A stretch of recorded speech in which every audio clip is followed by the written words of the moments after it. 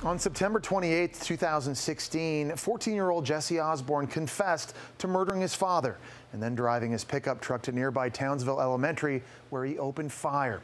He wounded a teacher, a student, and killed a 6-year-old Jacob Hall.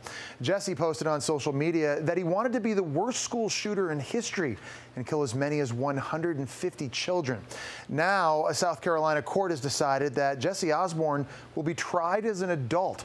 And joining us now to discuss this case is legal analyst Emily Compagno. So, Emily, we know Osborne's Instagram messages and his shocking confession included references to school shooters such as Adam Lanza, the Columbine killers, and the Virginia Tech shooter.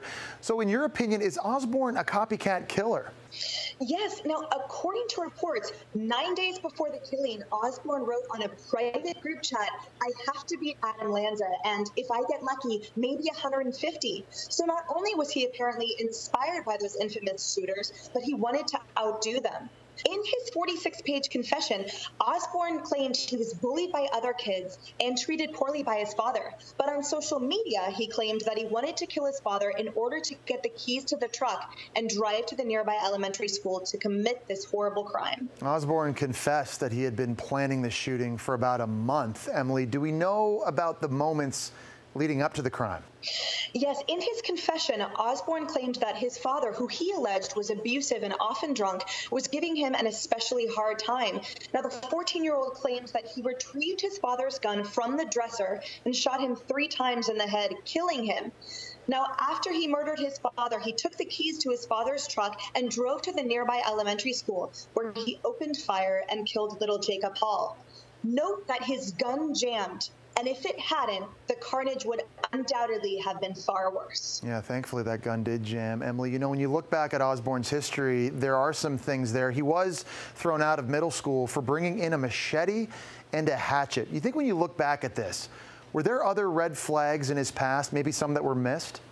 Absolutely. And, you know, that's part of what makes this case so heartbreaking, frankly. He was expelled and arrested for bringing weapons onto his school campus, and he served brief time in juvenile detention.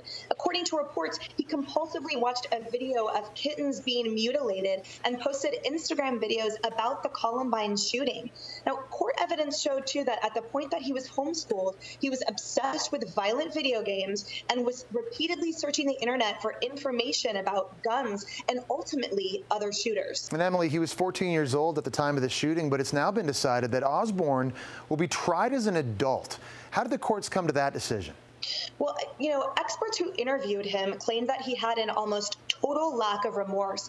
And he even claimed that the 6-year-old victim, that he had done him a favor by killing him.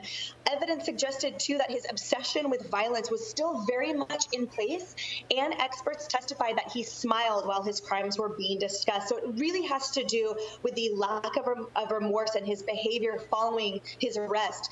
Now, also after his arrest, the accused killer researched disorders like autism and schizophrenia, and he told authorities that he was suffering from hallucinations, but experts ultimately concluded he was sane and it was all a lie. All right, we'll continue to follow this disturbing case, and as always, thank you, Emily, for bringing us all the latest.